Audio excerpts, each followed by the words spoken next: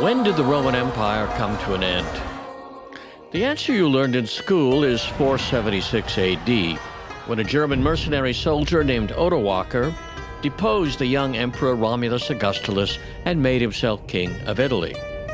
The real effect was not to end the empire, but from that point on, the senior emperors in Constantinople, the city founded by Constantine the Great, ruled alone. Because of the new capital's location in Greek-speaking Asia Minor, most people in the Byzantine Empire gradually adopted the Greek language, but they always referred to themselves as Romans. The empire really came to an end almost 1,000 years later, in 1453, and that is one of the most important events in the history of the world. In 1453, the emperor of the Romans was Constantine XI, Constantine Palaeologus, who had come to the throne in 1449. Palaeologus is the name of the ruling dynasty. In Western European and American books, the land he ruled is called the Byzantine Empire, but that's propaganda. Byzantine simply means the capital was located in Byzantia, the ancient name for Constantinople, the city the Turks now call Istanbul, thinking that it's a Turkish name. In fact, Istanbul is simply a corruption of the Greek phrase İstinbol'un, which means downtown. Constantinople had been the capital of the Christianized Roman Empire since Constantine the Great founded it in 324. Here's a tantalizing fact. Constantine the Great was born in what would become the Serbian city of Niš, while the last Constantine was the son of the Emperor Emmanuel and his wife, a Serbian princess. He was proud of his Serbian ancestors and adopted the family name Dragaš as part of his own name, which is why he is often referred to in history books as Constantine Dragaces. In the 15th century, the Eastern Empire, which had survived innumerable civil wars and invasions, appeared to be finally doomed. Ottoman Turks had taken nearly all their territory except for a bit of land around the capital city. And what the Turks had not taken had been grabbed by the Italian Republic of Venice, which controlled many Greek islands. Constantine XI's father, the Emperor Emmanuel Palaeologus, and his brother, the Emperor John, had spent their lives trying to drum up European support for the defense of their dwindling realm. For 1,000 years, Constantinople and its empire had been the last fortress of the ancient civilization, standing up to attacks from Persians and Arabs and Turks, Bulgarians, Serbs, and Russians. But their worst enemies had come from the west, the French and Norman Crusaders, who, with the help of Venice, captured and looted the city in the Fourth Crusade in 1204. This so-called Latin Empire held out until 1271, when Michael Palaeologus reconquered Constantinople and reestablished the Roman Empire. The Crusaders had only been able to take the city because of a civil war among the Byzantine leaders.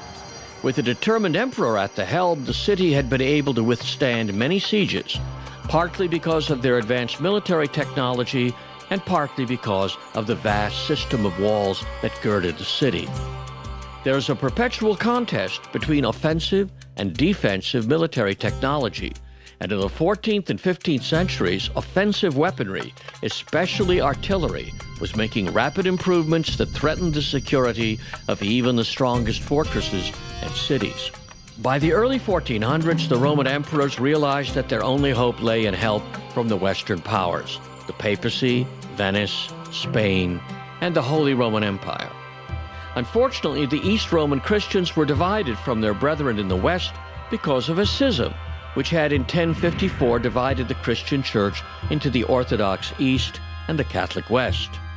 As the price of papal support and European military aid, these Eastern Orthodox emperors had agreed to the Council of Florence in 1439 and had submitted to the jurisdiction of the Roman Church, but their submission brought little material help.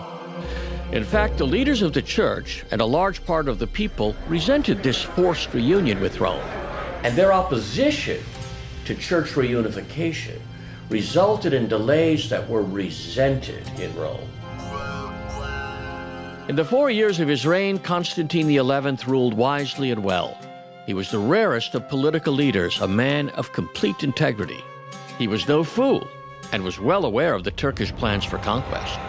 When the young Sultan Mehmed II came to power in 1451, he began constructing a fortress near the city and assembled an army.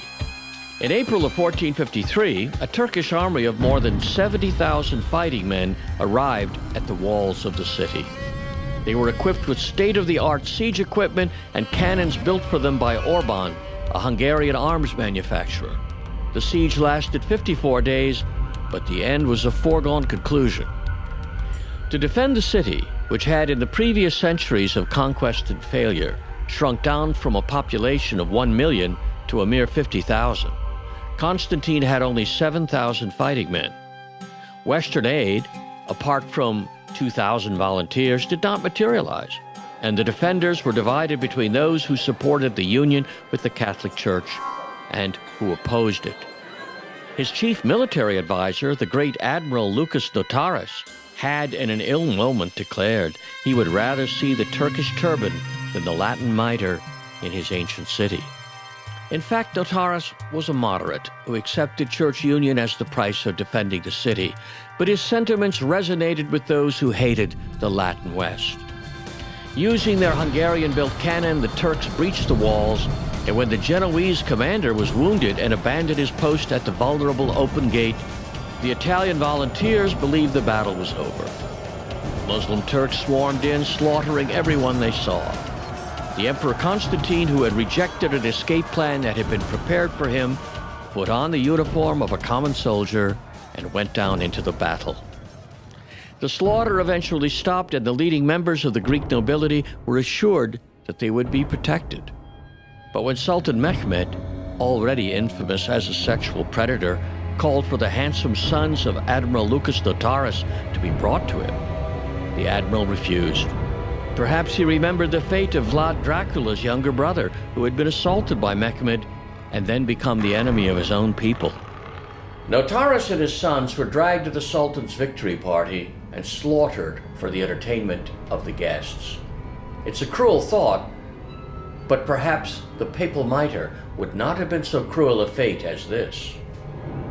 Mehmed now regarded himself as not only Turkish Sultan and ruler of the Eastern Empire, but he also took seriously the claim that he was heir to the Caesars, and he began laying plans that would culminate in a Turkish invasion fleet of 140 ships that attacked the Italian port of Otranto. Resistance from the Italians was stiff, but it was a close-run affair that only ended with the unexpected death of the Sultan, who had dreamed of uniting Italy and all of Europe under the Turkish crescent. As for the Emperor Constantine, conflicting stories are told of his death, and the Turks even today refuse to acknowledge where the body is buried. Perhaps they are afraid of the legend of the Marble King who, like King Arthur, will someday rise again to liberate his people. Constantine certainly is an enduring symbol of all that is finest in the tradition of Greece and Rome. And those traditions are the foundation on which our own civilization is based.